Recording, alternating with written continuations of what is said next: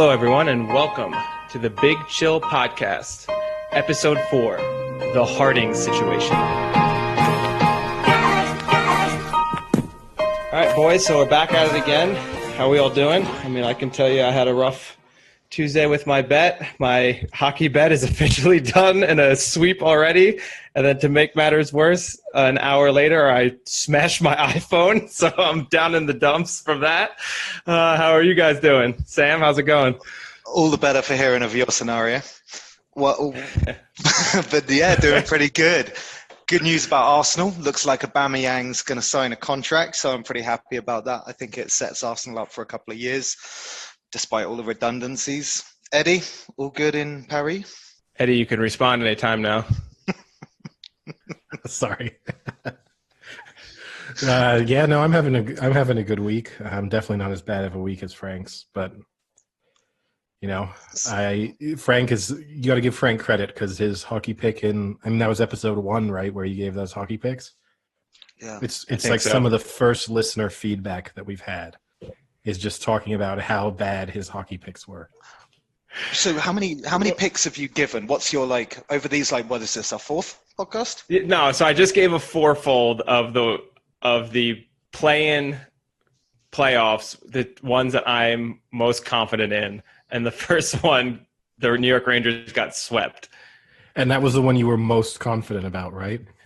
I was pretty confident. I mean, the Rangers had beat them, I think, 3 or 4 games in regular season. They hadn't lost them in a regular season, and they were playing really well right before the whole COVID thing. So I thought they'd come back, ready to go and have that confidence, but they looked just terrible. I mean, they played awful. So that wasn't a good one. Well, at least things can only get better for your tips, right? So yeah, well, the other 3 are still in it, but the Pens are actually down 2-1 to the Canadiens, which is pretty surprising. I don't think many people would have picked the Canadiens. Basically, everything rests on the Maple Leafs for me right now because I also have them to win the Stanley Cup. Wait. You don't salvage your reputation if one of these teams makes it to the next round. No, but if 3 out of 4 make it, then at least that somewhat salvages it. Yeah, 3 out of 4. I mean, I don't even know enough about the NHL to know whether they were all were they all favorites? They were all slightly favorites. The most favorite was probably the Pens, and they're actually down 2-1. And the other 2 are both winning? The Leafs are 1-1 in the series, and I don't remember the other. Oh, no, actually the Oilers are down 2-1 as well.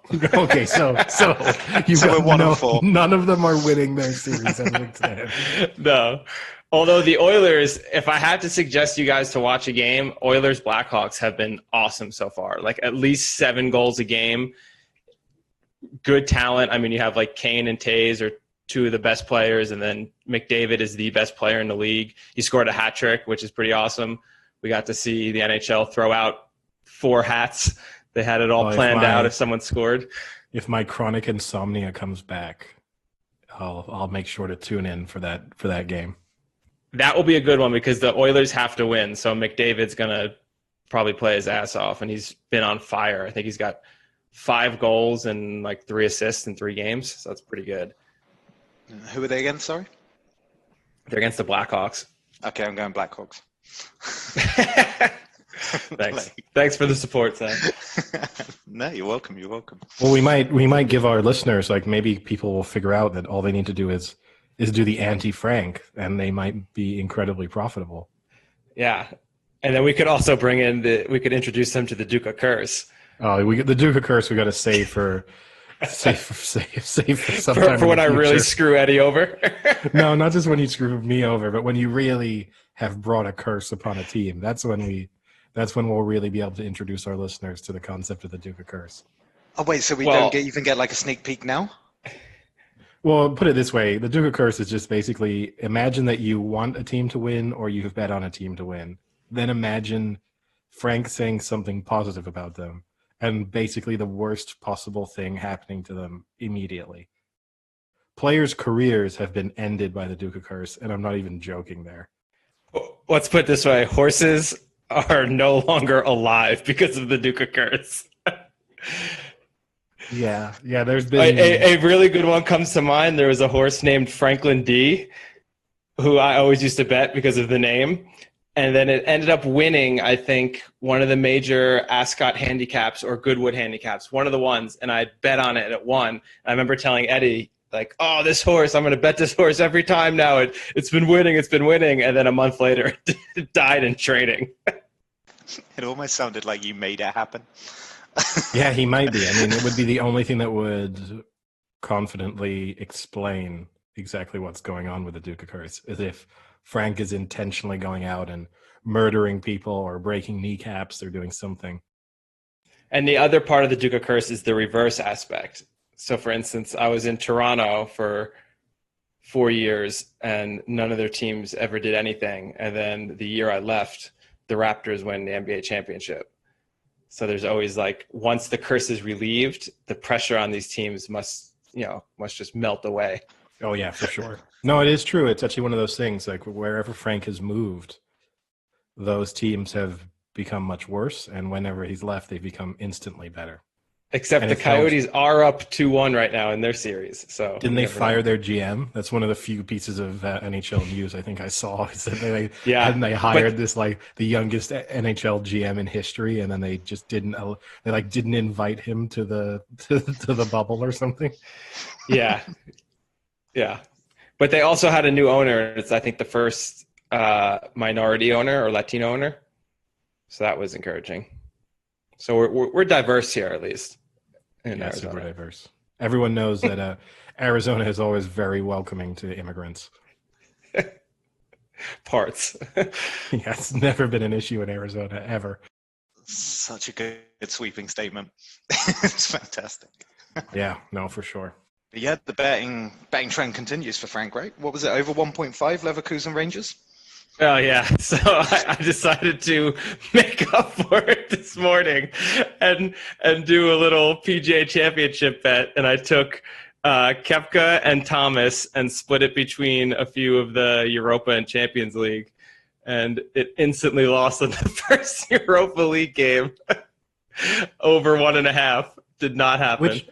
Which actually takes talent, because picking a Europa League game that has under 2 goals is a challenge, is difficult. I know. I really figured at least 2 goals shouldn't be that difficult. Either whatever, the German team scores like 2 or 3 because they beat up on them pretty good the first round. He's so knowledgeable about this topic, Sam. It's impossible to No, it's not that I don't know who it is. I don't want to say the name. Whatever. I don't want to say the name. Why? I know I can't say it. But there's numbers in there. They're so easy.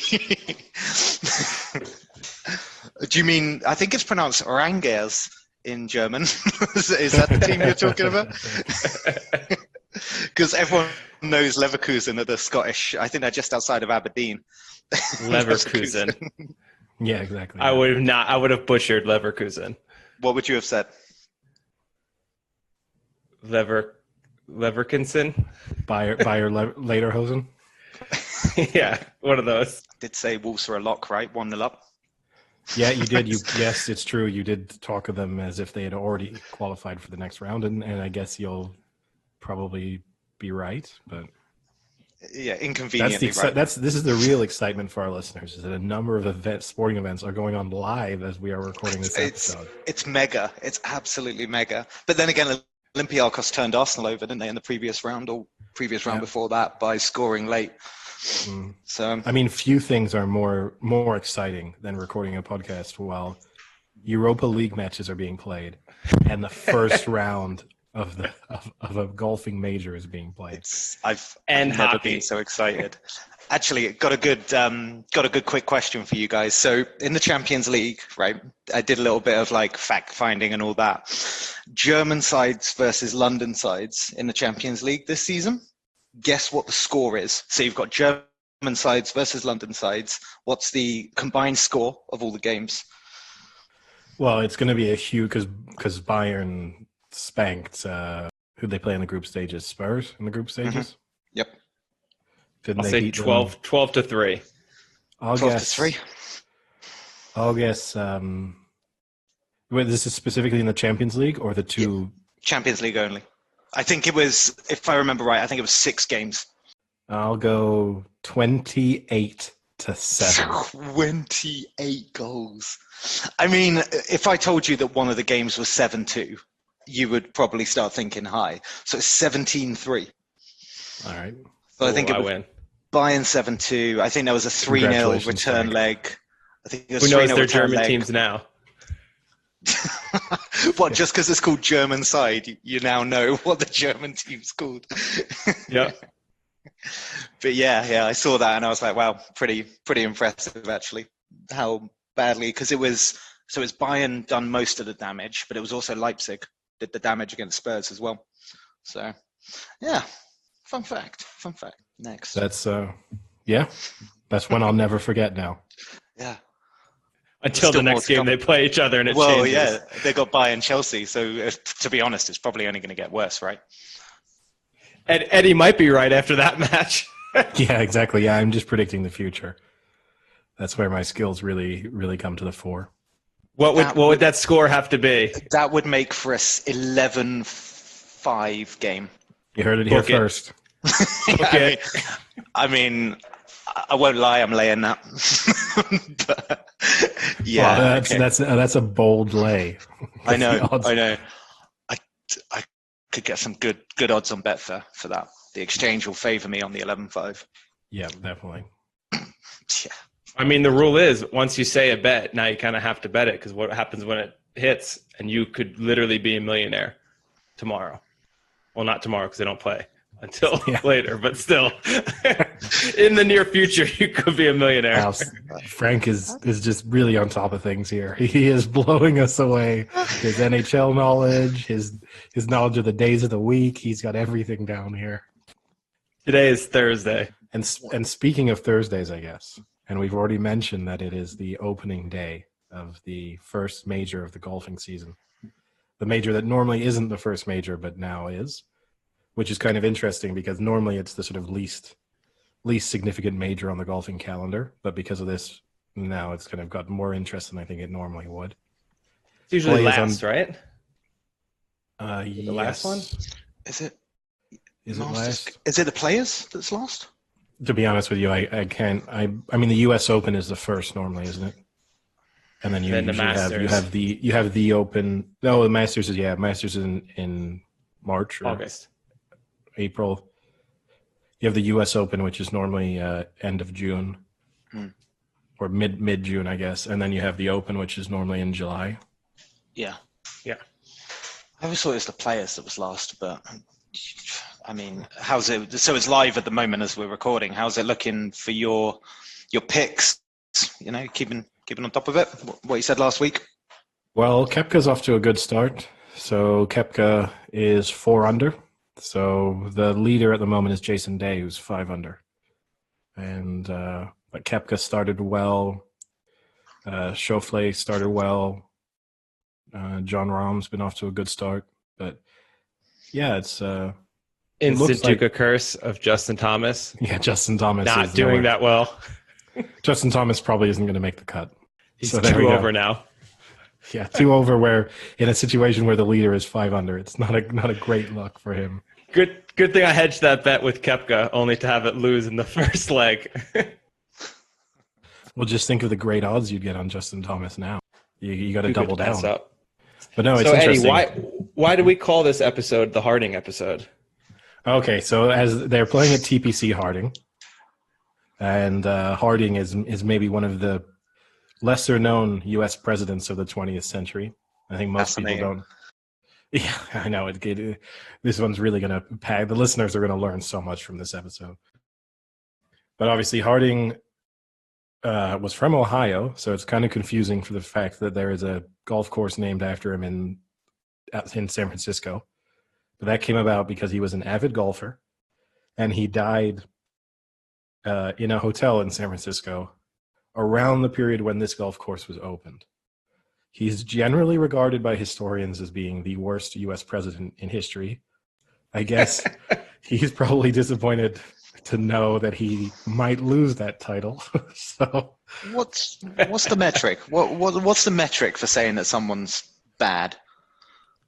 I mean, would we need a metric to decide that Trump isn't great?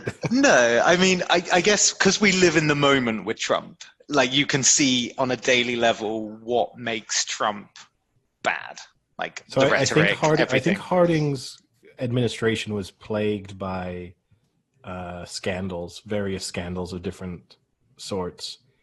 He was also obviously only a one-term president who died in office, so not great in terms of achieving things. Yeah, And the he was dying pretty Actually- much he was very fairly unprogressive. I'm not a Harding expert, obviously, so it's a little bit difficult for me to break this one down. This is, But this is actually he was- pretty interesting, Eddie, because Yeah. I was reading about the course, and apparently the course had gotten so bad. I don't know if you're going to mention this in like the early 1990s, that it was actually like a parking lot for another U.S. Open tournament that was played like next to it. It had completely deteriorated, like Harding as president, apparently. Yeah, it's a fitting But tribute. then they to- renovated it. But no, I think he was plagued by scandal. I think he was also sort of fairly unprogressive. He didn't want the U.S. because he's obviously post World War I president. He didn't want the U.S. to be involved in the League of Nations. Just a series of things that don't make him look great. But that brings me on to a few fun facts about Harding, just to test your knowledge of. It's the excitement. I heard your like voice inflect upwards there. Oh, Like, I mean- oh, what a fantastic way to go into my Warren Harding. Yeah, so let's see. So All right, let's do this. So we'll do just first person to answer these ones.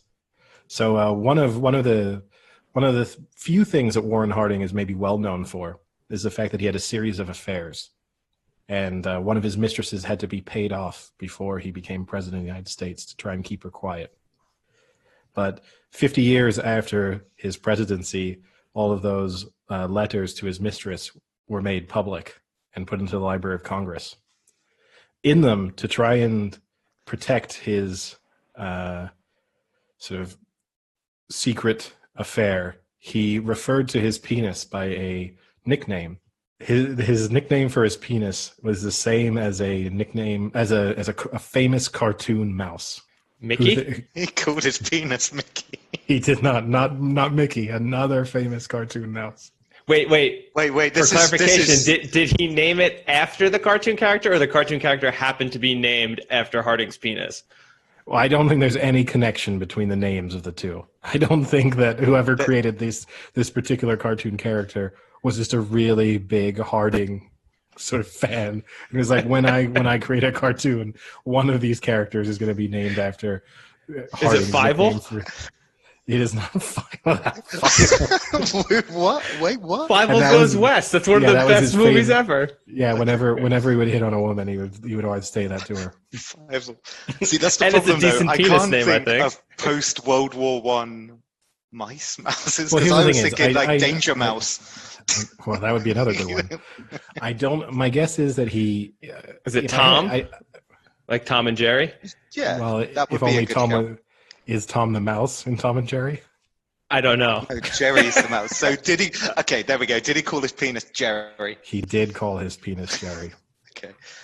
I would encourage everyone to read the letters because the usage, the way he speaks about Jerry in this kind of weird third person, and the ways that Jerry wants to interact with his mistress, it's a real exposure to like 1920s sexting. It's quite bizarre. 1920 sexting. Brought to to you by use the one of my Libraries of favorite- Congress. To use one of my favorite English quotes that Eddie has taught me, we have completely lost the plot of this No, episode. Wait, Is that not a plot? Is that not a US saying? or no, that's not an American expression. No, But maybe now we get to, we've been focusing on sports too much. Maybe instead we need to switch focus, and our niche is going to be presidential genitalia. obscure presidential genitalia facts. Wait, Exactly. Very obscure? specific. Not Obscure. even normal. Obscure. Yeah, like obscure. Yeah, I mean, I think you could maybe argue that only two, maybe three presidents have any non-obscure genitalia facts. Go on. I see. Well, Trump, Clinton, and I guess JFK. Kennedy. I think, yeah. I think with the exception of those, it would become obscure. Now, I've got another question for you. Harding, this one has been an interesting one because I saw information on from different sources that I'm not sure how reliable this particular fact is. But supposedly Harding had size 14 feet. Really? Yeah. One other president in history is listed as having had size 14 feet. Which U.S. president was it? Is this a follow-up to the Jerry? Yeah. Is this indirectly related to Jerry? Is this I mean, I guess maybe that's why he was so proud of Jerry, but Jerry had big shoes to fill. Coming into this, Sam did not realize that his size queen nature was going to get him so excited about Harding. I'm going to go for someone ridiculous like Lincoln. Lincoln's correct. Not a bad guess because he's tall. No, Lincoln's correct. I mean, it's not nice. Lincoln was tall, and Lincoln had size 14 feet, supposedly. That must have looked. Yeah. You must have looked like an absolute clown back then. I mean, no matter what, I think Lincoln was like 6'7", wasn't he? He's an odd-looking man. Yeah, and he was also a vampire slayer. He also supposedly had a really high. He also supposedly had a really high-pitched voice. Really? You don't hear that? Wait, hear that? Like, there's not many recorded moments, but no, unfortunately, no. But yeah, no. Supposedly, he had a very high-pitched and bizarre voice. That was probably just one guy who really hated him that just really spread that rumor along. Yeah, exactly. Just a few Democrats at the time, just being like, "You seen that freak Lincoln with a high-pitched voice? No way he could be president." And the big feet. Look at him, God. They just pumped helium into his office all the time. Yeah. And then this will bring us on to our final Harding-related fact. So Harding, as I said, was one of the few things he was well known for was being a passionate golfer, and he also loved the outdoors. And so looking back through history, which U.S. golfer, I believe there have been 21 U.S. presidents who have played golf. Which of them has had the lowest handicap? So you're saying what president has the lowest handicap? Yeah, at any point in their lives. I mean, the obvious one I think to guess would be Obama because he gets mocked by Republicans for how often he golfed. Vice versa at the moment. It's definitely not Trump. If it's what Trump says it is, then it's probably Trump. But who knows what it actually is?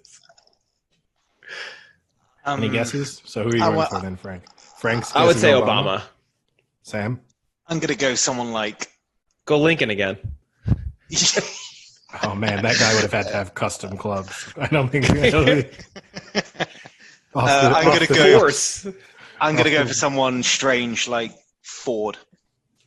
Interesting choice. It is Trump. Trump? What's his handicap? 2.1 or something like that, I believe. No, there is no way his handicap is 2.1. He's got a weird golf swing as well. He goes really into his... A weird golf swing. He is one of the grossest humans alive. You ever see him? There's no way. I'm just talking about his golf swing. I have never seen. What? There's no way that body has a 2 handicap. Eddie, There's no way. Eddie, I'm pretty sure I saw him in that Home Alone film. That's yeah. Oh, wait, Macaulay Culkin turned into Donald Trump? You never watched The Apprentice? That explains where Macaulay Culkin went. I always wondered what happened to him, and now it seems he transformed into President of the United States. He does have a weird golf swing, though, because as he swings around, he really kind of pushes his, It's not a pretty swing. Chest out forward. It's a really swing. He doesn't have a lot of power. I don't know how much I would trust his scorekeeping, but seemingly he hits it straight. There's no way. And this is nothing political. This is purely for the fact that if you were to put him in front of me and say, Frank's a huge Trump supporter. The only thing he doesn't like about him is his golf game. Great. If Trump only had a better golf swing, I would vote for him. I mean, there's some video going on at the moment, and he's got a MAGA hat on. There's no way he's a 2 handicap. No way. If he's a 2 handicap, I am. What can you be like -20? Okay, that's a bad start. That's a bad start. Okay, that surprises me though. Because I mean, what he owns, what is it, like Turnberry up in Scotland? And I remember hearing, apparently, like secretly, he was trying to get like the UK government to convince like the Department of Sport or whatever to make them have the US Open, the Open at Turnberry. So everyone knows he's a golfer, but that surprises me. That really surprises me. He plays a lot of golf. You'd think he would, The big key to having a low handicap is playing a lot, and he plays a lot. It's a good thing he doesn't have a very important job at the moment, right? Yeah, I mean, maybe you could argue keeping him on the golf course is for the best. So what would a 2 handicap like relate to? Like, what is he shooting on a normal day then? It means he's consistently shooting in the 70s. No way.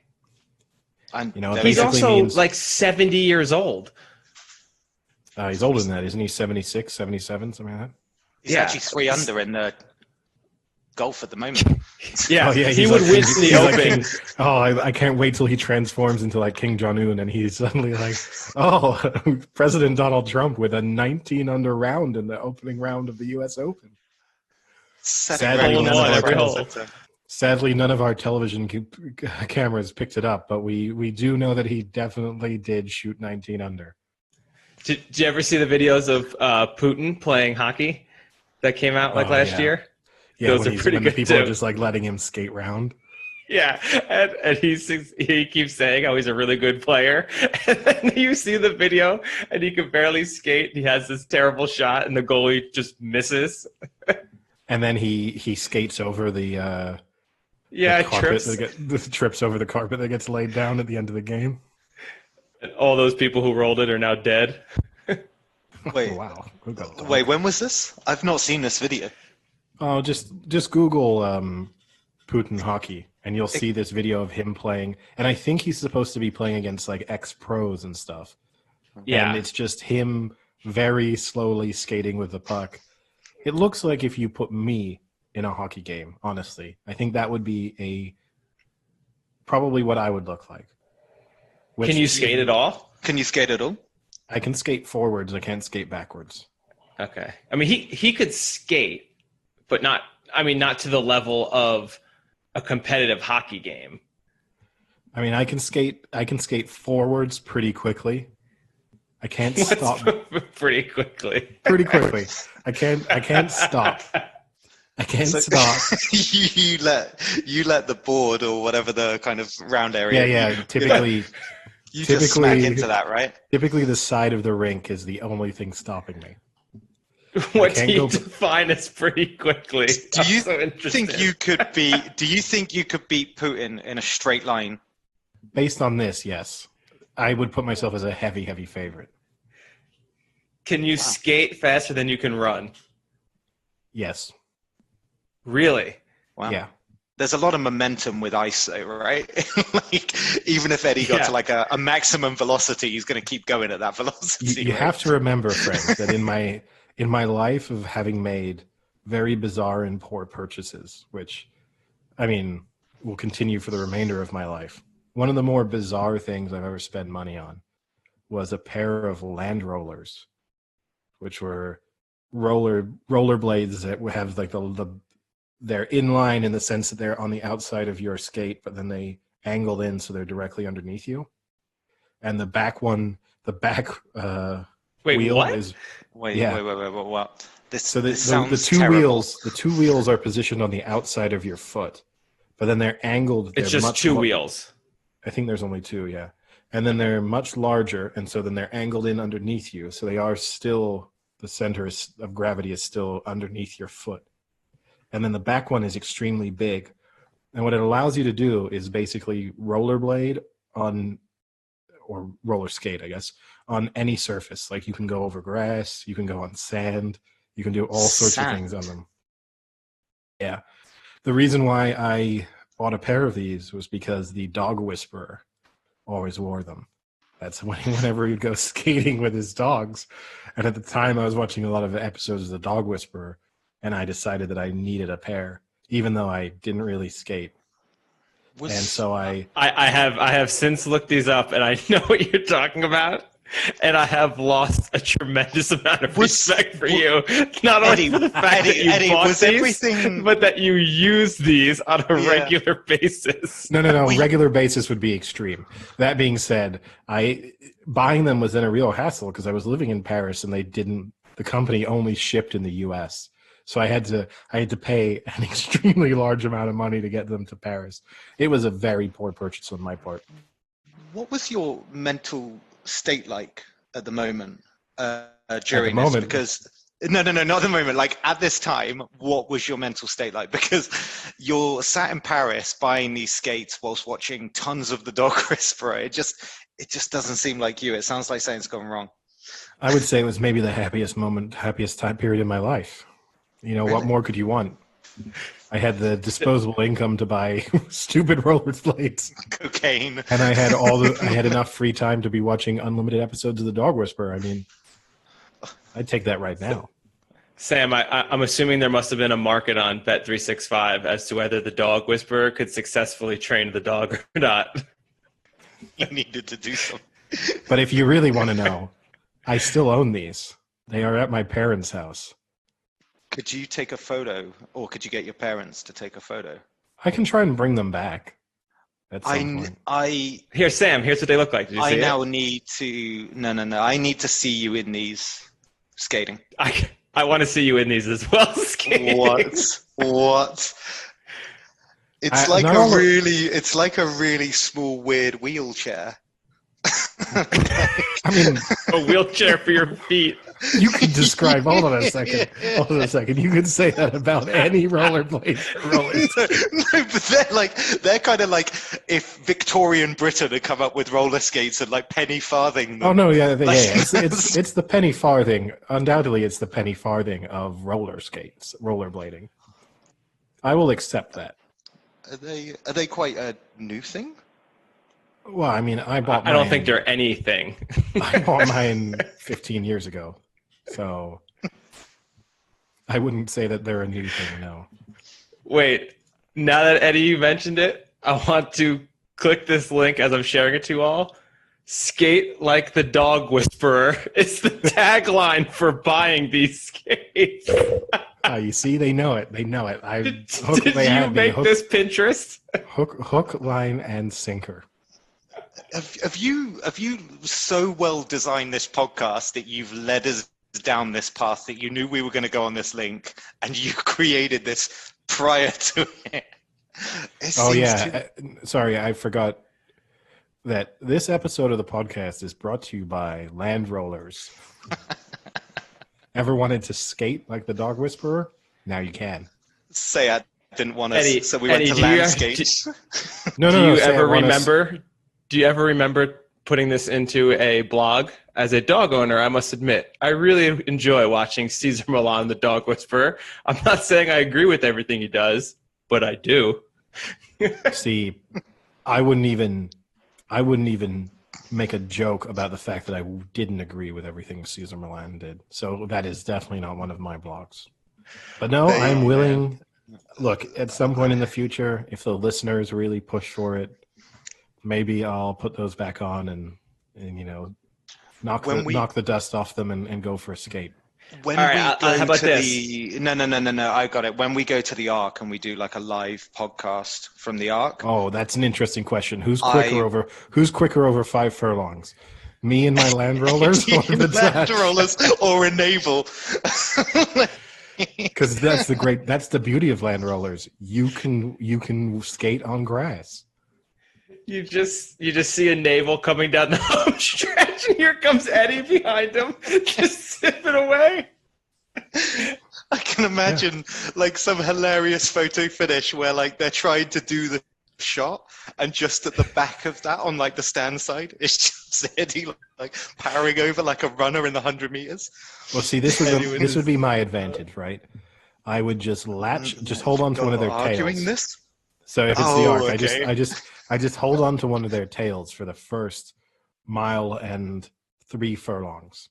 I've got great momentum heading down the straight.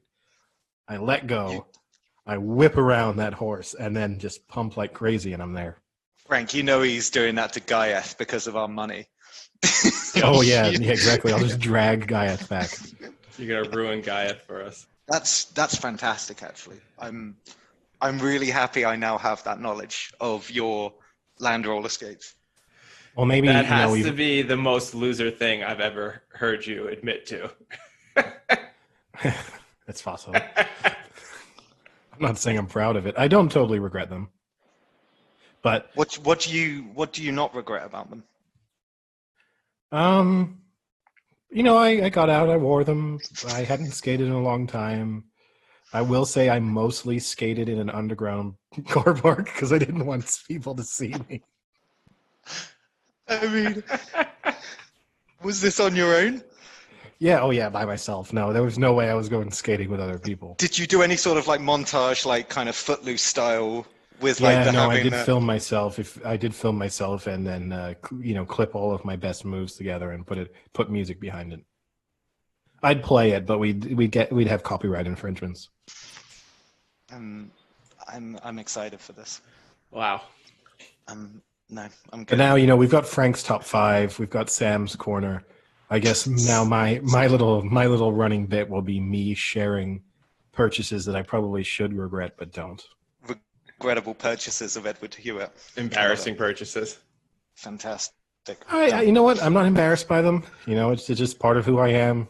You know, without those land rollers, who knows who I'd be today. I mean, I know that we called this the Harding situation, and it kind of then went on to your... It's kind of a fantastic dive in from, you know, a president's genitalia to your wheelchair skates. I'm more embarrassed that Eddie admitted to wearing those than that we mentioned Harding's genitalia. All I can say is, Frank, you're really lucky that I didn't take it more seriously, because otherwise I probably would have ended up in the NHL. Yeah, except no one in the NHL skates on The question is, would they have let me have skates that start like the blade started on the outside of my foot and angled in underneath? That's the real question. That's maybe the only thing that held me back from making it all the way. Probably. No, I know what it looks like as well. It looks like one of those old like prams where the wheels were like as high as the pram. It looks like that. Everything about it is just 1800s Britain. Basically. You know what? All I can tell you is, you might think that they're funny. You might think that they're stupid. Oh, no. But when you put those things on your feet and you skate over a bunch of grass for the first time, you go on a beach and you skate smoothly over the sand. Shit, we really are sponsored by them, aren't we? At that moment in time, you don't care how stupid you look because you feel so amazing. You're gliding like angels across clouds. Oh boy. Exactly. And the people pointing and laughing at you, but in your mind, you just think, you fools. You do not know the life that you are turning your backs on. Yeah, I bet. Coming from the guy that hid in the carport. Well, I will say two things. Part of the reason, too, that I mostly did it in an underground parking lot was because I hadn't skated in a long time. So there was no way I was going out on those things until I could actually skate really well. Because if you're going to go out in rollerblades anyway, you need to be a good rollerblader. If you go out in dumb-looking rollerblades, you need to be an even better skater. And so for a long time, I was just practicing. But the downside was my big undoing in the car park was that there was a big ramp. And every once in a while, I would forget the ramp was there. And so I would skate down the ramp, and it was quite a steep angle. And I would eat it every time. That actually was going to be a point. Would you, when you go to like parks and there's skate parks, like were you ever confident enough to go on a half pipe with them? Oh yeah, I was doing tricks. I was flipping up, grabbing the big back wheel. That's the other thing that's great about them. There's types of tricks that you can do on these things that you just couldn't do on normal rollerblades. Eddie, at this rate, I don't doubt it. Your next progression has to be into that bicycle where you like lay down almost and you like things. Pedal. Yeah. What is it called? I don't know, but I'm not just saying this. I would 100% buy one of those. Oh, were they the three where you're laying on your back kind of when thing? When you're laying on your back, yeah. Wheel at the front, two at the back. And for some reason, most of them have a flag coming out the back. Well, yeah, because they're low to the ground. It's called a recumbent bicycle. That's what it is. They're low to the ground, Sam, so they don't want to get hit by a car that can't see them.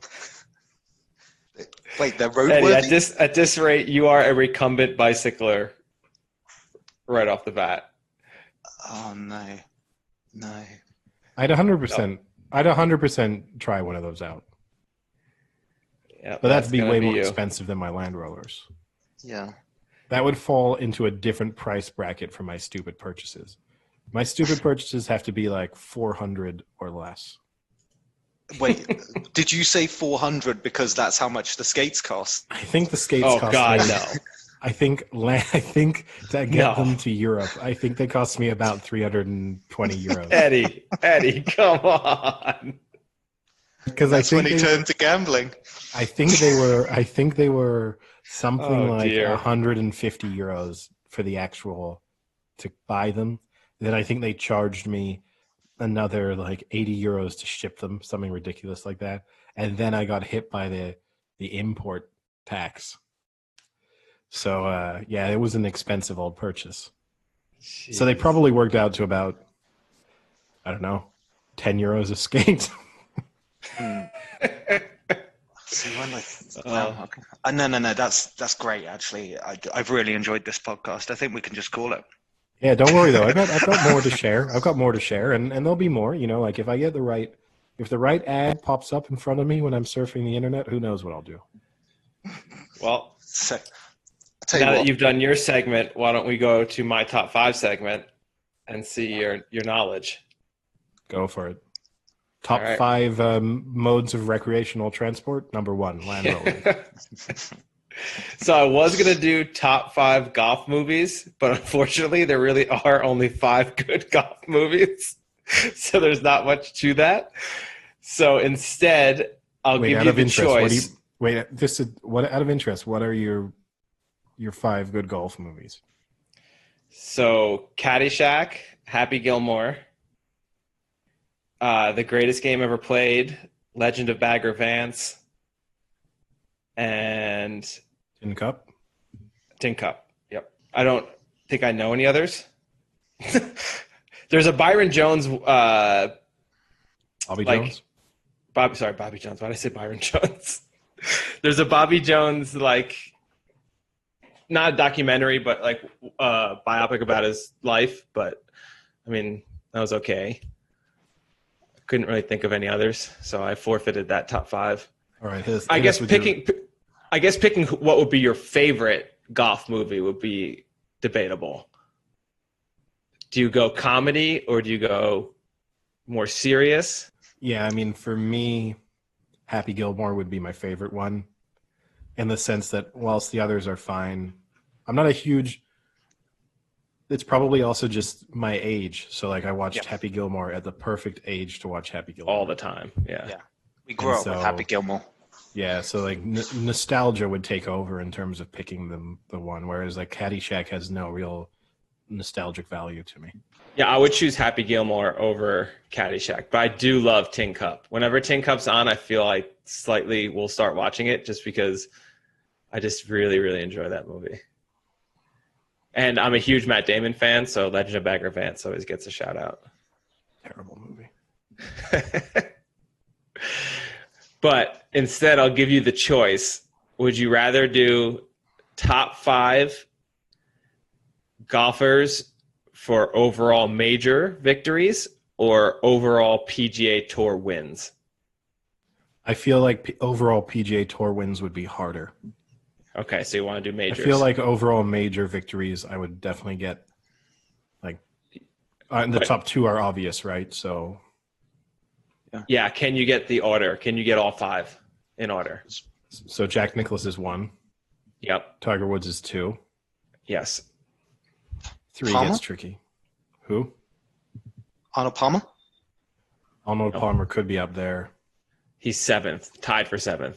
Okay. How many wins does number 3 have? 11. My hint would be he's in one of the movies, or he's portrayed in one of the movies that I mentioned of a top 5. Oh, Bobby Jones? No. He's in Legend of Bagger Vance? No, he's in The Greatest Game Ever Played. I've never seen that movie. Yeah. Oh, man. Shia LaBeouf? Come on. Naming more actors doesn't mean I've watched it. Well, I take it back then. Obviously, my Shia LaBeouf. well, no, yeah, I take it back. How could I not see a movie with Shia LaBeouf in it? But also, I have to take it back. I thought I could easily name the top 5, and seemingly I cannot. But no, hit us with the PGA. Just the PGA Championship? It's just the PGA Championship. I thought it was like PGA Tour wins you were asking. Yeah. No, it is. Okay, so I'll give you the top 5 for major championships. Nicholas Woods, Walter Hagen is number 3. And then Ben Hogan and then Gary Player are tied for 4th. Okay. Okay, and now PGA. So it's overall PGA wins here, right? Most PGA Tour wins. Now, you should be able to get the first 2 because they're mentioned very often right now. I mean, number 1 must be Tiger Woods. He is tied with this person. That's why it's always mentioned. Is this person a current golfer? No. And is it Jack Nicklaus? Yeah, I'd say Jack Nicklaus. Jack Nicklaus is number 3. Is it Arnold Palmer? Arnold Palmer is number 5. Is it Ben Hogan? Ben Hogan is number 4. Gary Player. So you've now gotten 3, 4, and 5. And tied for 1. And tied for 1. What era did this player play in? He played in the same era as Ben Hogan, I believe. So early. Do you want his nickname? Would that help? Nickname, no, but maybe initial. S. Oh, Sam Snead. Sam Snead. For some reason, I was actually going to go Steve Strickler. The Slammer, a.k.a. the long ball hitter from West Virginia. Wait, that's just quite literal, isn't it? The long ball hitter from West Virginia. I mean, I guess if you say that in the right way, it rhymes. It rhymes, yeah. And so then it's good. But if you say it the way Frank said it, where it's just the long ball hitter from West Virginia, it doesn't not quite so catchy. Whoa! I bet that rolled off the tongue with all the chants. Well, I've got, and then I'll bring us back onto the current PGA Championship in a way as my final little quiz question for you guys. Obviously, coming into this one, all the talk this season has been around the increased length of golfers. Who was the first golfer to average over 300 yards on their drive using their driver on the PGA Tour for a season? Is it the long ball hitter from West Virginia? No, and that would have been amazing. Is it John Daly? It is John Daly, 1997. Nice. Absolute hero. Sam is on fire. He's buzzing today. Doing okay. Speaking of which, did you see DeChambeau when he was talking about the course? No DeChambeau talk. No. But to be fair, we're talking about big hitters, and it just made me laugh because he basically came out and he's like, I think this course today looks good for, the boomers, the big hitters out there. And it's like, are you just talking about yourself now to just kind of improve? Well, I think the thing is, right, it's a relatively straightforward course. Bombers, sorry. And it's not tremendously long, but supposedly there's patches of the rough that are really tough. So if you are going to miss the fairway, you might get punished. Yeah, did you see Ian Poulter put up that cool video on Twitter where was he wearing quirky pants? Yeah, he definitely was, and a quirky shirt. Oh my God, they're pink. But he took he has so much just personality. 2 balls. He just took 2 golf balls and threw them into the rough, and they were about 6-8 inches apart from each other, and one was completely buried. You couldn't even see it, and the other one looked like it was almost in the fairway. And he said, this is the issue, is like some patches of the rough are okay, but other patches are just completely unhittable. Is the other thing, did he follow that up by saying, the real issue I have, though, is that this is the only time this weekend that anyone is going to watch me on this golf course? He's a Ryder Cup player, though, isn't he? Oh, yeah, greatest Ryder Cup player of all time. He's good at it. He's good at that format. He just, I don't know why. I guess he's just good. But I think I saw something about that, Frank, where he is basically saying, like, wherever you see, like, the mower has been. Yeah. Yep. You go for the mower. If you're not where the tracks are for the mower, you're screwed. I guess that's pretty good advice. But when you're 300 yards away, it makes it a bit challenging to be like, well, also, like some sort of like submarine style periscope, like looking over the. Well, here would be my piece of advice for Poulter. I mean, I know that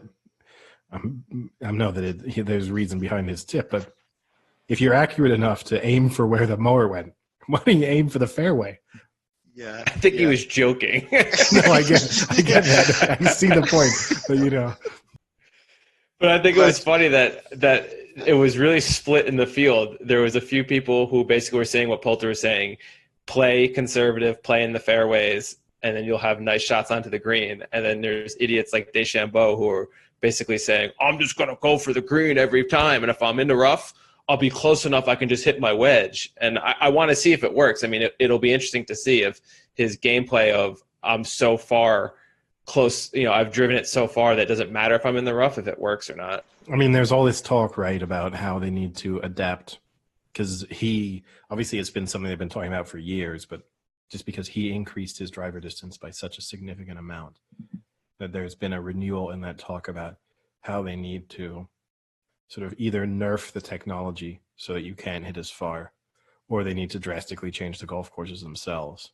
I know they're talking about sort of going back in time with the golf ball technology, so that they'll use golf balls from the 80s or 90s, sort of that level of technology, supposedly, because that would knock 30 to 40 yards off the big hitters.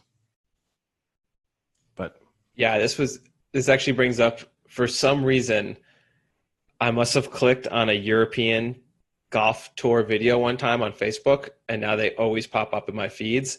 But they do these really cool things where they have these little contests and games.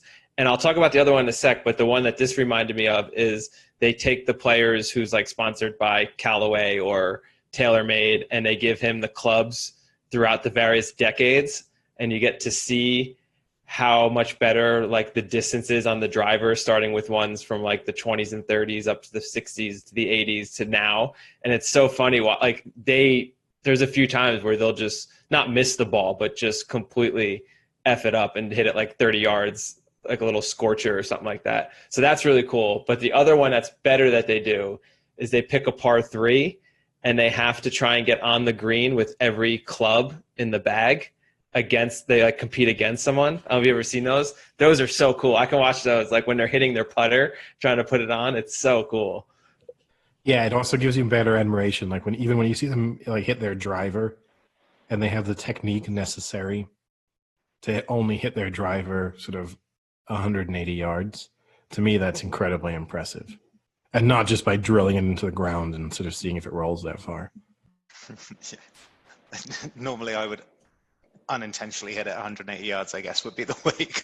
I mean, I've topped it downhill. That's actually the interesting thing about that challenge, is that probably in that particular challenge, an amateur golfer might beat them just because of the fact that it's just like, oh no, these are the distances I hit all my clubs. It doesn't matter when I pick that one out. Yeah, I hit that one 150, that one 152. Oh, my hybrid 150. It's easy. Yeah. So John Daly cool one to watch. Did you see? So John Daly actually withdrew from this tournament because of COVID fears. So he's got the nickname Long John, and I didn't know that. Were the COVID fears were that he was a super carrier and he was just going to infect everyone? But I did read an article on John Daly. COVID fears because he has no kidney left and liver. Yeah, he's like mega high risk. But that's the funny thing. Like the article I read about his withdrawal and like all the other withdrawals as well, is it opened up basically saying like, after wheeling up with a McDonald's cup as a beverage in a golf cart, and he's just fantastic because he just turns up like smoking, doesn't he? And he just essentially smacks the ball, gives no shits. There's the explicit. His son's a pretty good golfer too. I was just going to ask if you've seen his son, who's basically a mini-me version of himself and can crush the ball at age 14. Yeah, his son absolutely destroys a golf ball. It's pretty impressive. And overall seems to maybe have slightly better technique than John Daly. Not that John Daly was sort of all he could do was hit the ball long, but his son seems to also have benefited from coming up in an era where he's obviously getting better overall training and just a bit more focus on other aspects of his game. And at that point, I'm sure John Daly, the father, had already had 6 to 7 years of drinking and alcohol and drugs and everything in his system already. It's incredible. But you that know what? Daly's John Daly will functioning. end up having, when they retire, John Daly will probably retire with more majors than DeChambeau. So what does that show you? That DeChambeau's an asshole. Yeah. I mean, remember at one point, like a decade or ago, John Daly had a golf game as well. So, on the Xbox 360 or whatever. So he was up there with the Tiger Woods echelons of gaming. Well, I think you could argue that in the 90s, John Daly was the most, until Tiger Woods came around, John Daly was the most famous golfer. He was just a character, wasn't he? Like, he was very I think that definitely added identifiable, to it. or cavalier, I guess, would be. Like, he broke a mold at the time. Yeah, and in the same way that Tiger Woods obviously popularized golf with a sort of a different demographic, John Daly also did that. Which was like, oh, you live on a trailer park? You should watch golf.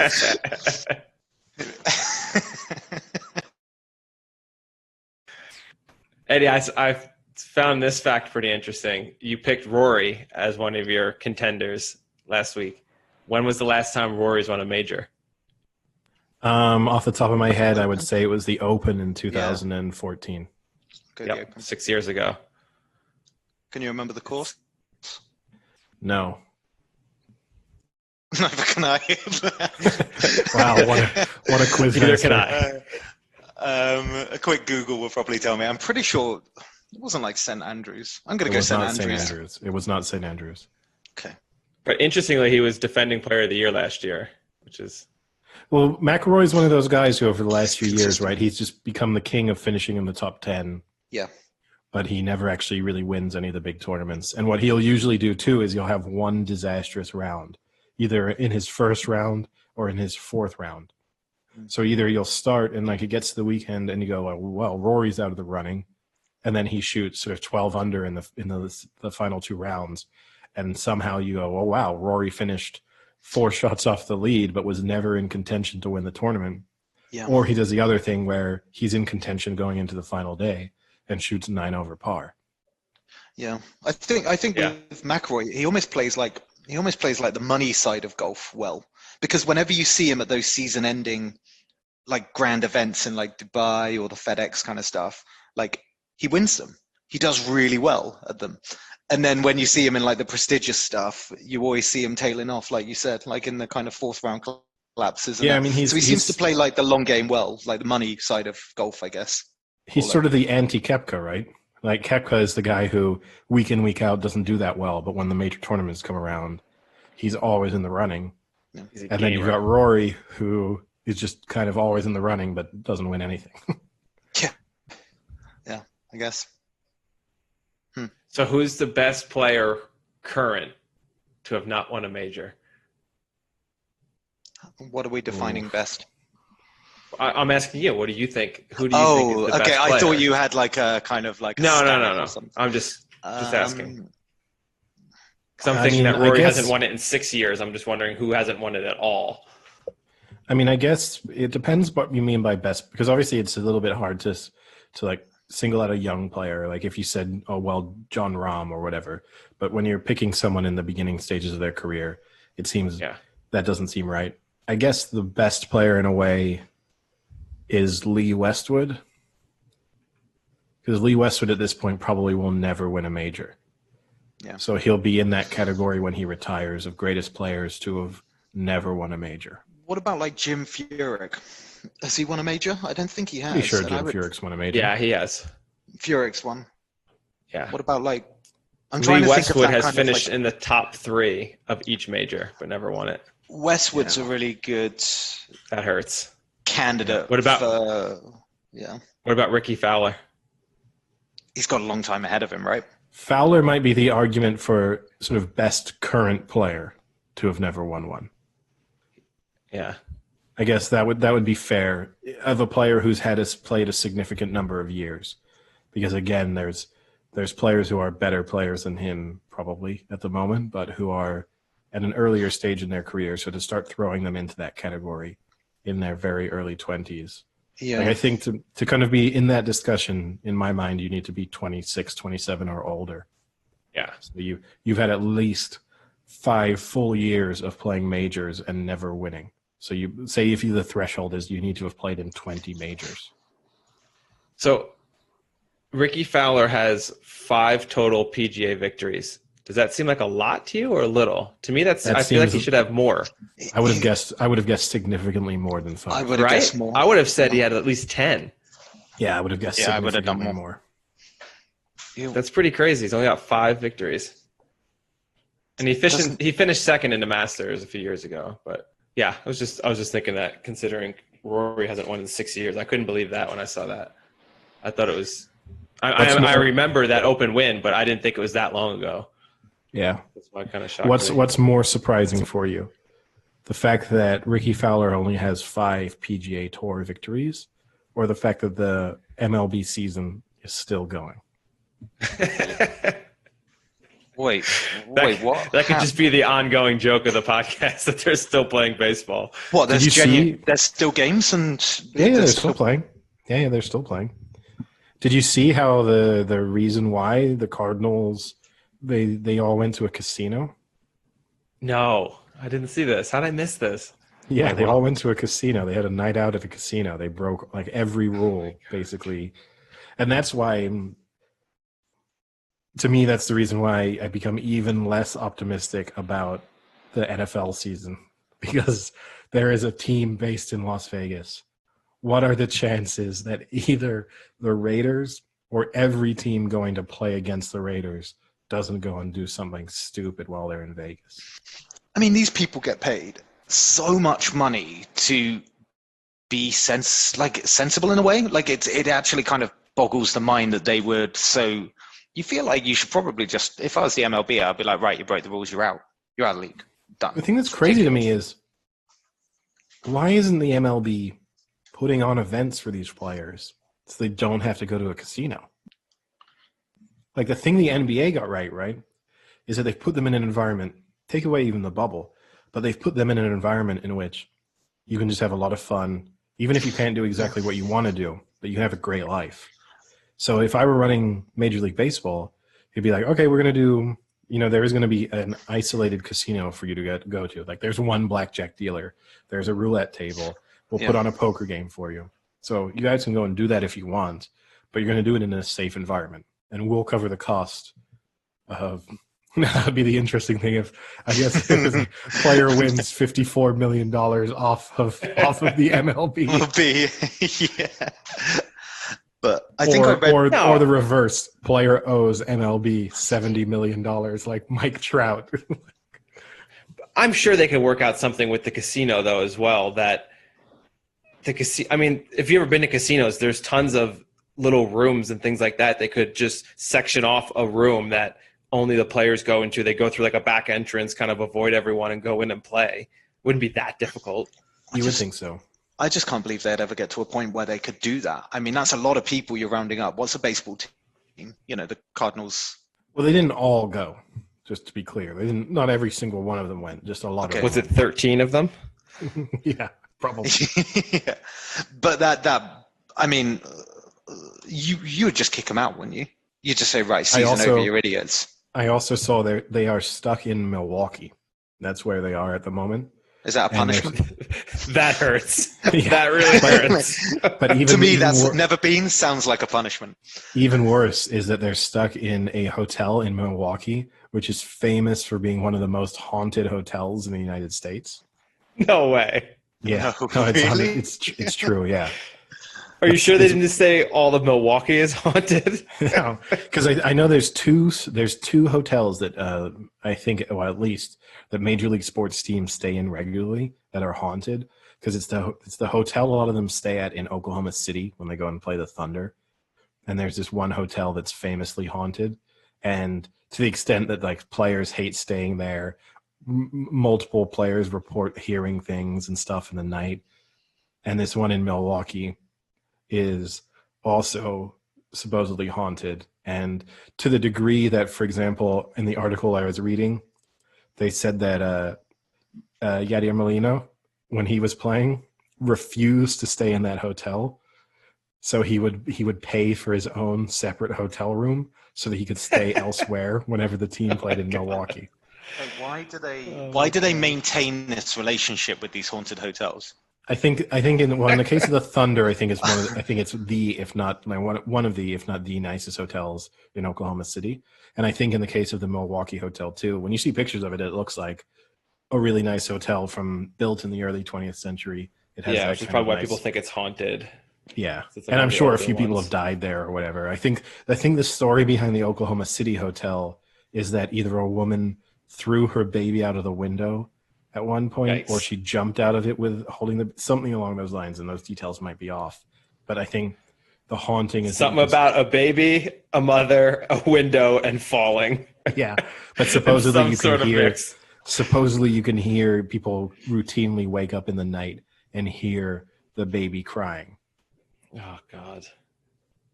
And I know this too because I know, to bring up my favorite, our biggest competitor, Bill Simmons. Bill Simmons stayed in this hotel for a few nights when the Thunder were in the NBA Finals, and he was working for ESPN. And even he said he woke up a couple times in the night and could distinctly hear a baby crying. Is it at all plausible that there could have been a baby crying? I don't think so. I think it was very clearly this kind of haunting sound of a baby crying. I mean, look, I don't believe in. Have you ever stayed in a haunted hotel, Eddie? I have never stayed in. As far as I know, I've never stayed in a haunted hotel. I don't believe in ghosts. That being said, if a hotel was really famously haunted, I don't know if I'd want to be trapped in it. Well, you fulfill trapped is a loose term. Yeah, it would be like one of those. The players can't, if they leave, they're going to be shot on sight. Oh, I think they're basically not allowed out of their rooms at the moment. I saw one of the players has taken his mat because he still wants to. One of the relief pitchers, he still wants to be able to basically throw a bullpen session, basically. So he's taken his mattress off. During the day, he'll take his mattress off his bed and he'll place it against the wall, so that he can throw pitches into the wall. Or is he trying to kill all the ghosts in this room? Yeah, that's the other thing. Or are people sleeping in other rooms being like, oh, in the middle of the night I hear this really weird thumping noise. The hotel must be haunted.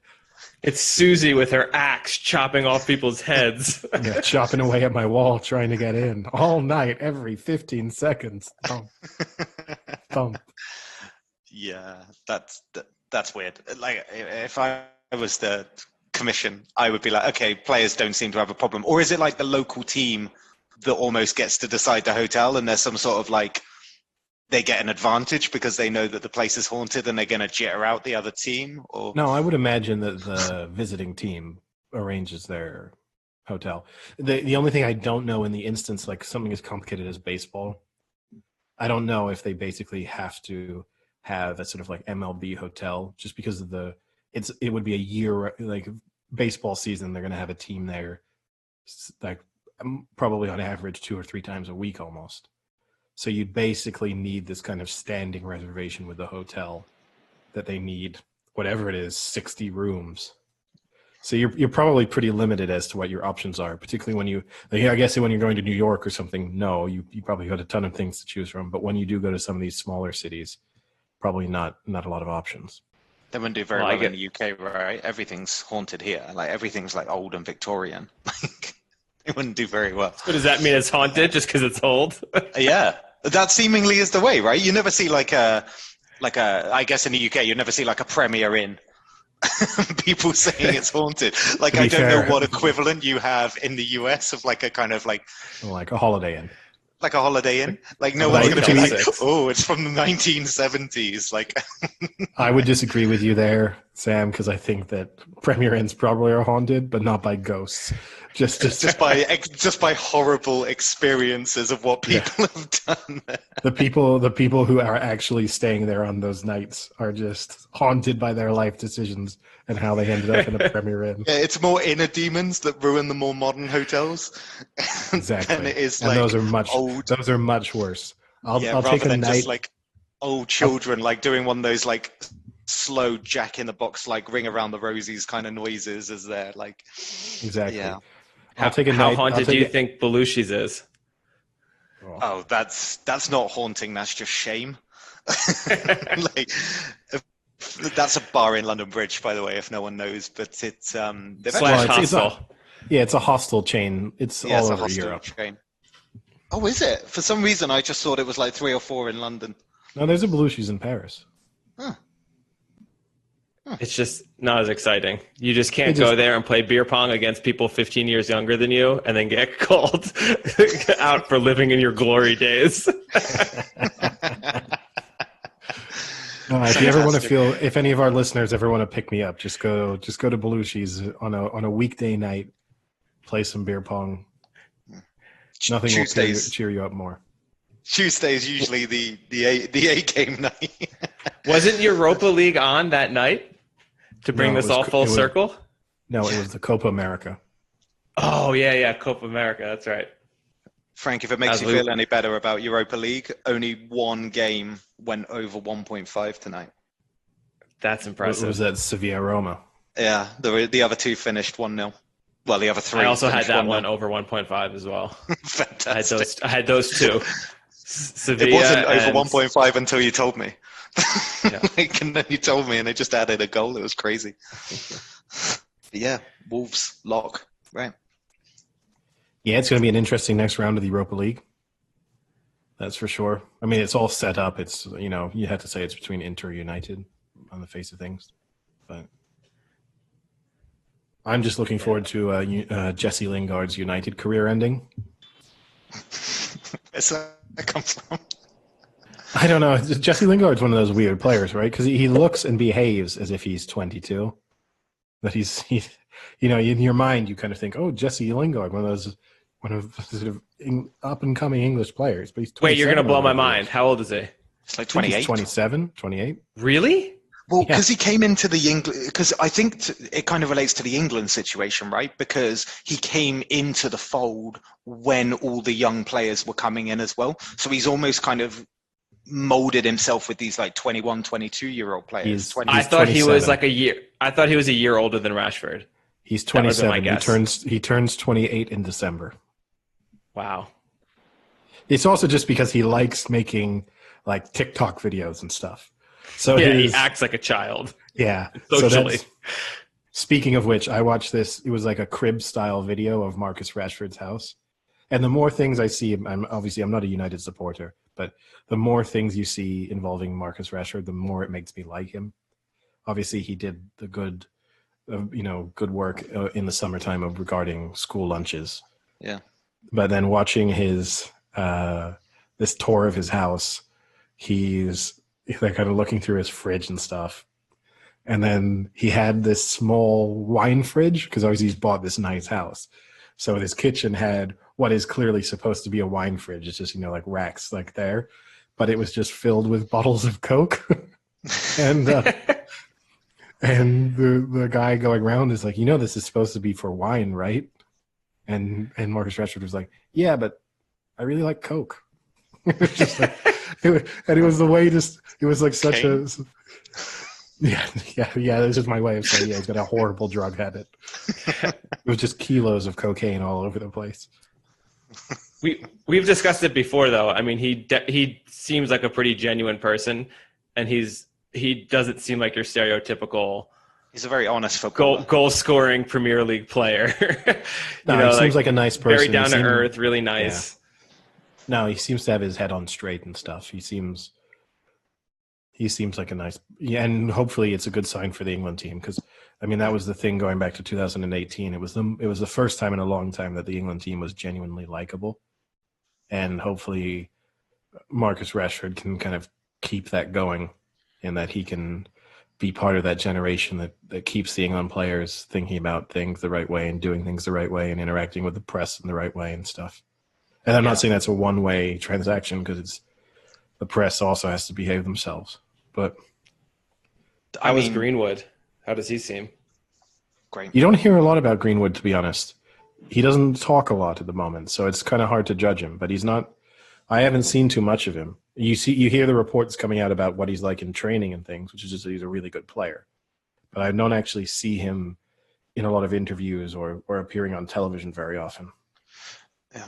The good thing about Rashford as well is that he's ridden some pretty up and down waves at Man U as well. Like there's so many times where he just hasn't scored in a long period of time, and the fans have gone against him, and then it's changed. And I just think he's permanently stayed pretty level-headed, even though the scenario at Man U has been sometimes against him. I would say everyone knows he's a good guy, but when you're thinking about a team that's struggling badly, you start looking at players like Rashford's up front and he's not scoring. So it's a very simple logic of like, well, he shouldn't be playing there. So I think he's done pretty well. And going back to your point about the England team as well, like this is the 2018 World Cup was such a good example of like press, fans, and feel good factor, and it just coincides with the fact that we get to the semi-final as well. I think it's really good at the moment, but I do think actually a discussion point is that the Euro's been delayed. Wembley final, Wembley semis, England team not necessarily firing all cylinders at the moment like the Sterlings. I actually think the delay in the Euros has benefited England. I think it will have benefited England in the sense that, say, someone like Greenwood, who definitely wouldn't have been involved this season, should be involved next year. Sterling one being out of form is tough because they came back from the break and he's been in great form since the restart. And you'd argue that that's when he would have been playing in the Euros. So, and also I guess Kane would have probably missed the Euros, or at least not played a very big part in them. So you get a healthy Kane back. But then there's the other way of looking at it. A year is a long way away, and you could have 2 or 3 more injuries to big players in the squad. And we might look back and think, oh, if only it had happened last year, all we would have been missing was Harry Kane. And now we might be in a situation where you're missing really key players. And the one thing about Kane, even though obviously he's such a central figure within the England squad, that England aren't exactly lacking in attacking talent. Vardy, so just say him, Eddie. Yeah, Jamie Vardy can come out of retirement and prove me right by having an absolutely awful Euros.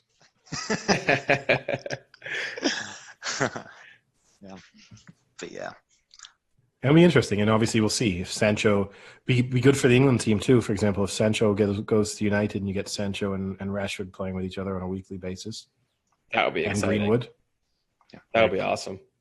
If you have the possibility where the front three for England might play together on a club level and on an international. I mean, obviously Sterling is not going to be forced out of the England team anytime soon, but you still will have Greenwood, Rashford, and Sancho potentially that's going to have that next generation of England players all playing together week in, week out. Yeah, it is pretty exciting looking at the England team because you can see what the next 5 years looks like as well. Like variables aside, of course, people burst on apart from central defenders. Which is weird because a decade ago it was probably the opposite. You'd probably say that's actually the area where things look pretty solid, and it was the who's going to come through. But central defenders and goalkeeping. Yeah, because Pickford's basically managed to play himself out of it. Yeah, he's done pretty incredible, hasn't he? And then you've got Heaton, Pope. Yeah, there's other candidates there, and it will depend a bit on what happens with them, obviously, because the United goalkeeping situation might affect the England goalkeeping situation. But that would be my 2 big areas of concern would be finding a trusted pairing in central defense and also finding a reliable goalkeeper. And those are 2 pretty big areas of the pitch to have question marks over. Yeah. But look on the bright side, have about 7 international class right backs. Yeah, that's true. How good was that World Cup though? For England, I still love it. I still like watching the reactions. I look on YouTube and you see the pubs go absolutely ballistic. I think the one that we've seen quite a few times is that Box Park, where you see the beer showers. Basically, it's such a good feel factor. Everything was good then. I'm just going to be a little bit. Didn't we personally experience that, Sam? Yeah, why are you referencing other bars? We were at a bar for the first match when they scored to win at the end, and we practically had a pile on. It's a pretty poor example of a 2-1 win against, what was it, Tunisia? It was Tunisia, yeah. I will just say there's only 2 things. I thought the England World Cup journey was just really, it's great to be talking about this 2 years later. It's a really topical discussion. but was good. But ultimately, they didn't beat anyone particularly good in their path to the final. I mean, with the exception, you'd say Colombia, but Colombia missing James Rodriguez in that match. And then losing to Croatia, who are a very good, competent side, but I wouldn't put them in the upper echelons of international football. And that was then shown when England comfortably beat them. Yeah, they immediately beat them after. Afterwards. I think it was their game after, actually. Yeah, and so that's the only thing I'll say is you'll never have an easier path to the final. So to have done that and not made the final is the one issue I would have with it. And the second one is that summer of people spraying beer everywhere and tossing their pints in the air. That's great. The downside is going to be that that's probably now a thing. And so now every tournament is going to involve England scoring goals and people tossing their beer everywhere. And that will kind of take away slightly from what had been quite a sort of organic way for people to celebrate a goal. Such a downer. Yeah, I know. That's what I'm here for. I know you're such a downer. I'll still say, us going to the pub to watch that is probably top 5 sports moments in my life, for sure. And I understand it was just Tunisia and it wasn't a big game, but just being in England watching an English World Cup match and having them win in a fashion that they did at the end was super exciting. And having like just the atmosphere and everything. I think the other thing too, for all of you who were there who had never been through that before, is it was a match that perfectly encapsulated the experience of supporting. Yeah, for sure. Which is kind of everyone super optimistic and excited before the match kicked off. England scored relatively early. Everyone starts to think, wow, how good are we? It's our year. Here we go. Then it's coming 1-1. home. It's coming home. Then it's 1-1 and everyone starts to think, oh God. And then the match drags on and everyone just goes, here's this familiar feeling all over again. And then the late winner to sort of that release of all of that frustration coming out. It didn't even matter that it was only Tunisia. It was just that release of sort of, for most people, an entire generation of watching an England team fail when you didn't think they could fail. Yeah, that was a fun day. Considering what the last competitive game England had played before that was the Iceland loss, right? Yeah, which is the low point. Probably the low point. Probably the low point in the history of England football is the Iceland match. Yeah, more so than not qualifying in 90. What was it, 90? Or was it 4? Didn't qualify for the World Cup in 94, yeah, or for Euro 2008. That was Croatia as well. That was Scott Carson, wasn't it, with the error? So, all right, there we go. There's a good question. Oh, yeah, in the second match against Croatia, yeah. There's a question. So Frank said top 5. Eddie? Yeah, I love top 5s. You don't need to give me top 5, but like a really memorable sporting occasion where you can kind of pick that up and say easily best. Live. I would say, live maybe, I guess. His first Utah Jazz game he went to just completely changed his life. Yeah. It's tough for me. There things that have stuck out in terms of events that I've gone to. I went to, and here's a completely unspectacular, and I think you've both probably heard me talk about it before, but went to a Blackburn-Charlton League Cup match, sort of third round League Cup match. It was at the Valley, a rainy day, midweek match, and dragged 3 people from university to go and watch it. What a setting. And Blackburn went 2-0 down, and at that point, the 3 of them, and there were maybe 200, 300 Blackburn supporters in the stand. Wow, packed day. Well, I mean, you're having to travel all the way down from Blackburn to London midweek. And at that point, the people with me were saying, why did we bother to come to this? And then Rovers scored with, I think, Shefki Kuchi scored. And then I think it was David Thompson scored what is probably the best goal I've ever seen in person, just an absolute screamer. And then David Bentley, this all happened in the sort of final 10 minutes, 2-0 down. And then David Bentley scored in injury time to win it, and then leapt into the stands right where we were. And that experience I mean, the people I was with, the two of whom had never attended a professional football match in their lives before, they walked away from that thinking, I would do this every week. And then you had to tell them, it's not like this every week. You know how you felt. I know the people. I know the two people that went as well, so I know that they would have really got carried away with this. Yeah, so I said, imagine how we felt 60 minutes into the match when it was raining and the team was losing. That's normally how you're going to feel. But that would be it. Going to the Ryder Cup was pretty special. Oh yeah, when I was yeah, it's pretty cool.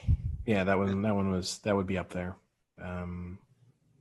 Eddie, there was one you and I went to. Can you remember it? That I would say was definitely up there. Seeing Franco. Oh, that is up there. Oh no, you're talking about when we went to watch Blackburn Wolves. Is that what you're talking about? That was a Friday night when I came up to see you, and honestly, Molineux is one of the most depressing places. Yeah, I think walking up those concrete stairs to that really they almost put you there because you're diseased, like the way I felt treated as an away fan, and it was being sat right up in the top of one stand in a stadium that probably was 30-40% full. Friday night, end of January, not good weather. That was semi-fearing for my life in a local pub. Yeah, it wasn't. Wouldn't say it would. It wouldn't make my top five. I don't. Do they even have Weatherspoons in Wolverhampton? I would have felt safe. I would have felt safe with a chain. No, but Eddie, the one I'm talking about was when we went to see Arsenal Barcelona. Oh, that's true. Yeah. Funny how that didn't come to my mind. Yeah. But the reason that game was so good was because that was a Barcelona team at the absolute almost zenith. You wouldn't say they were far off their absolute peak, but you would also say that Wenger's non-invincibles Arsenal, you would probably say that they hadn't been much better than at that point. And it was just the way that Arsenal beat Barcelona by playing like Barcelona, just counter-attacking. And also when you then watch it back as well, the great thing about it was that the Emirates Stadium is in no way known for its kind of atmosphere and vibe, but everyone was on it, and we were sat above the Barca fans. And the fantastic thing about that was you just got their vibe, but then the Arsenal fans were on the opposite side, so you just got the noise coming from them, and it was such a good atmosphere. That's definitely up there with one of my memorable ones. The other one is Barnet v Torquay. One for the ages. One for the ages, and it was whoever lost went down to the conference, and obviously that mattered when it was 15, 20 years ago. You're basically going back to being a part-time team back then. And you almost still are, in fairness. I remember, just to be clear. Yeah, I remember Barnet having to put up temporary stands. The demand was that good, and they had to put scaffolding up for Chris Kamara at Sky Sports so they could do the live segment. And Torquay went 3-0 up at half-time, and Torquay only needed to draw. And Barnet hit two pretty quickly, and then I think proceeded to then hit the post twice, a couple of goalmouth scrambles. It was insane. But I remember that was pretty good. Yeah, I'll go with that one. Well, maybe one day in the future we'll do one of those, like you see other sports podcasts doing, where they just do a deep dive into a single sporting event, and we'll just rewatch that match in its entirety, and you can walk us through the emotions that you felt. Euphoria constantly. Yeah, in the cauldron that is Barnet Stadium. the Underhill. Is that what it's called?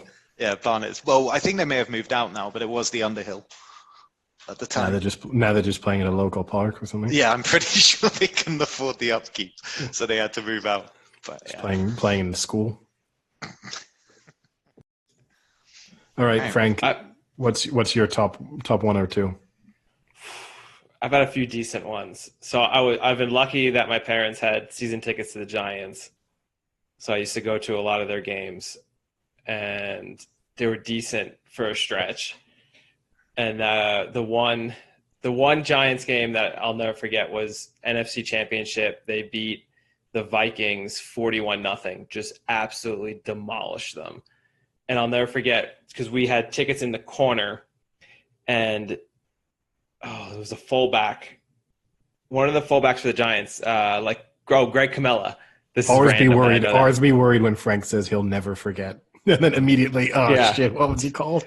Well, I don't even know. Like, Greg Camella is so old school. He made this awesome, like, his back was to us, and he like turned around and caught this ball right on the front corner of the end zone.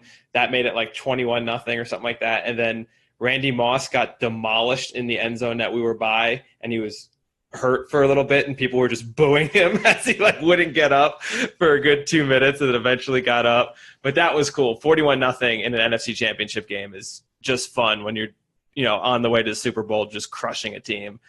That one was probably up there. And then obviously going to Penn State with 107,000 people in a stadium is pretty memorable. And the time they played Ohio State, and it was the first ever whiteout at the stadium where everyone just wore white. So the entire stadium was just white, and it was a night game. So it was really cool looking.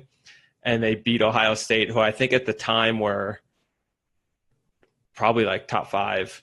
And that was the year they ended up going, I believe, to the Orange Bowl. Penn State won and won in the Orange Bowl. That was awesome. Did everyone wear white so Jerry Sandusky could sneak out of the stadium more easily? Yeah. Fortunately, he was no longer a coach then.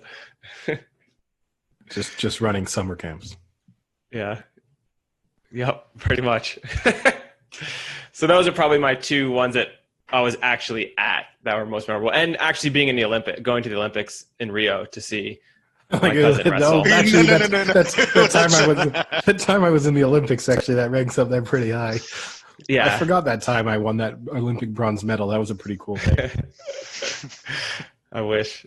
But that was going to the Olympics was pretty fun too. But it's different. That's not like that's not like a 4-hour experience. That's a whole week of adventures in Rio, and going to watch Frankie wrestle. Obviously, was pretty awesome. That's a side podcast, right? Adventures in Rio.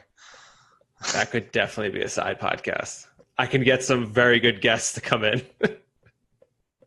Some of them would be $12 to $14 an hour. Yeah, will they speak English? That was their rate then. Maybe it's increased a little. Yeah, we might need that SAYAT sponsorship deal to come in before we can start paying for that. No, we got lawn rollers or lawn skates. Land rollers, God, don't cost us that sweet sponsorship deal. Lawn skates? They're really bad looking. Fine, Man, whatever. This is why you're not negotiating any of our sponsorship deals, Sam. Wait, we've got some in the pipe? Oh, we have a few in the pipeline, and that just good opportunity, I guess, as we're wrapping things up, just to remind anyone, if you are listening to this and you're thinking, wow, the plugs that they give companies are so amazing, I'd like my company to be represented in this podcast. Just reach out to us, thebigshowpodcast@gmail.com. It'll be the most creative advertising you've ever thought of. I'm not trying to think of what that looks like. Anything else, boys? No. That's pretty much it on my end. Pretty happy. Yeah. So I'm gonna reinvest in Champions League tomorrow. Maybe I'll take Kepka with me this time.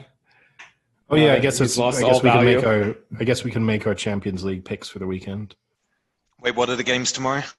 Tomorrow you've got City, Real Madrid, and Juventus, Lyon, I think. And then Saturday is Bayern, Chelsea, which obviously is kind of a dead rubber. And you have also the other matches, Barcelona, Napoli.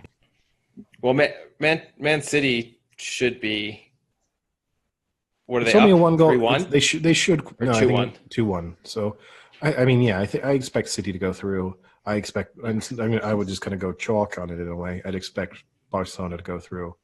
I actually think that Barcelona are really good value because I could see this. I think Napoli are not in great form, and people are really laying into Barcelona. And I think it would be really typical that they now go out and beat Napoli 4 or 5-0, and then everyone says, trouble, what trouble? Look at Messi is still the best player on earth, and they still have Suarez, and they still have Griezmann, and now everyone will get convinced themselves that actually Barcelona are the best team around, and then Barcelona will get knocked out in the semis. You heard it here first. I'd probably take Juve to qualify.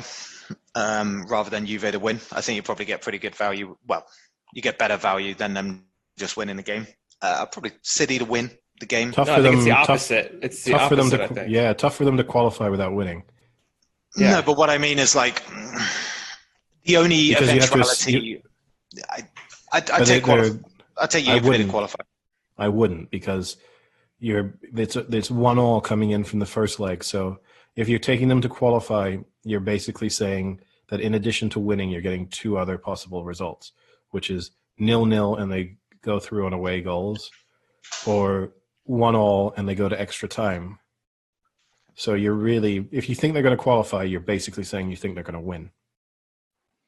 You get better value. So I'm going to take Juve to qualify. I'll take Man City just to win outright because I think that's pretty good.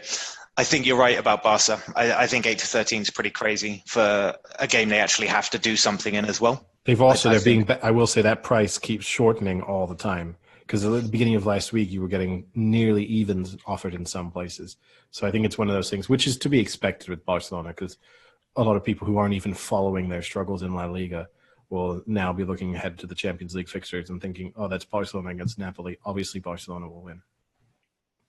And then, yeah, I completely agree. I see 8-13. I think that's pretty good value regardless. And then I'd probably take, to be honest, Bayern Munich crush London sides at the moment. I think they'll just crush them again. So I'll probably take Bayern handicap like -1. But are they going to play? That's what always scares me. Like, they can just lose. It doesn't matter. Draw 1-1. It doesn't matter. I'd stay away from the Bayern Chelsea match. You could maybe talk me into Love it. maybe over in the goals if you wanted to do over God. 1.5 or over 2.5. I love it. Kept so quiet during your tips, just being absolutely discombobulated by yours there. Well, we got to disagree with each other or agree. Yeah. So I'm taking Bayern -1, Juve to qualify, City outright, Barcelona outright. Pays about City 9 to win 1. outright? Yeah, pays 9-1. All right, Frank, give us your fourfold, of which only one might win. Yeah, give us your fourfold, but don't pick Oh, anything that I've just said. Yeah, please. I would- Actually, Like, please. Okay, I'll do City to qualify, Damn. Bayern Okay, to qualify. who? Baron? that's the great Baron von The Baron Munich. Robin. Ah, shoot. Is this Donald Trump's Baron Munich. Donald Trump's son is competing in the Champions League now? How has he swung that? No, I would go over 1.5 in that game. City. I'll take City to win. I trust Eddie. I Juve think to Sam qual- chose But to stay away. not me in the identical. No, not you, Sam. No. No one trusts you. Sam, the way you said it just didn't fill me with Sam, confidence. you told me Rangers had a shot. They couldn't even put up one freaking goal. Such All I a huge needed was amount of one goal. sarcasm in a team that's 3-1 down. Just one goal. Oh, dear. Yeah, and then All right. that'll be interesting, because next week's, I think that's the nice thing about Champions League football being back, is that the sort of next round of fixtures is going to be a really interesting one. Yeah. And so that's going to be good. Good stuff. Good fun. Learned a lot about Eddie. Learned a lot about me. Learned a lot about President Harding. And I Jerry. completely forgot that was at the start of this podcast. No. Fantastic. Hopefully, our listeners pay more attention. Oh, come on. You say that. We didn't get to bring up the only golf match we've had together. Oh, You guys tried to skip it. Your Yeah. embarrassment on the mini golf course where I demolished the field. hold on a second. You did not demolish the King field. Kong. I won by like 3 strokes. No, you won by, I think, 2 strokes. Wait, I was think this it was in- 3. Was this in And Greenwich? I also want to say, if you win by 3 strokes, you have not demolished the field. In mini golf? No, because you can have one hole with 7 and you're back in it. That's much more likely in mini golf than it is in a real game of golf. But when you're only takes 2 shots to get it in, 3 is a pretty substantial lead. Well, I'll tell you what. This is what our listeners can really look forward to. In the future, this is the mini golf course near the O2 Arena in London. We will have a rematch at some point in the near future. We'll film it. We'll put it on YouTube. Maybe they'll even. I'm so confident I might even do the round of mini golf in my land rollers. I'll still win. Eddie, I remember that, and let's just bring out the word. Like, I remember the undulations of that mini golf being crazy. Huge Oh my undulations. God, the undulations. And there's a road nearby. Like I also want to say, the one thing I do really remember is sinking a huge putt, so I didn't finish last. And that's No. the final hole. There was a battle for second. Oh, There was a playoff hole for second. Oh yeah, and at we the finished end. we finished second thanks to that huge putt. Yeah, Yeah. I remember. And that's all the fans will really remember. No one remembers the No. winner. They just remember that. The They replay remember a would be- trier. The replay would be of that putt. They'd be like, "You remember the 2018 mini putt championships and some mini golf championships?" And someone say, "I remember that one putt in the playoff." That's it. I think you're Who going to say, won? I remember Frank demolishing the field. Who won? It'd be like some King Kong wannabe. Glad that stuck. All right. King Kong ain't got nothing on me. Yeah, I knew that was going to come. I knew that was the only thing that probably held that up was you trying to figure out exactly what the quote was. Well, you know what makes it difficult is I've never seen Training Day. Wow, that's probably the only reason. That's the real insight into how your memory and your brain works. So Yeah. you can remember the things from something you've never seen. But if it was just, hey, remember that thing we did yesterday? Nope. I'm like Memento, the movie Memento, but in reverse. I mean, no. I'm sorry. I'm leaving it there. That's fantastic. It's just, you want to take All us right. out, Frank?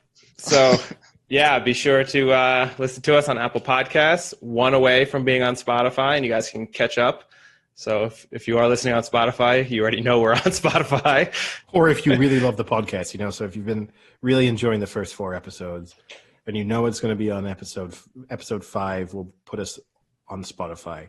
At that moment, why not go back, listen to them all again on Spotify? Maybe we've buried a few Easter eggs in the Spotify version, so there'll be 1 or 2 differences. Who knows? Maybe the ad reads are going to be slightly different. So just listen to them all again. Yeah. Or we've Don't just forget got to something. rate.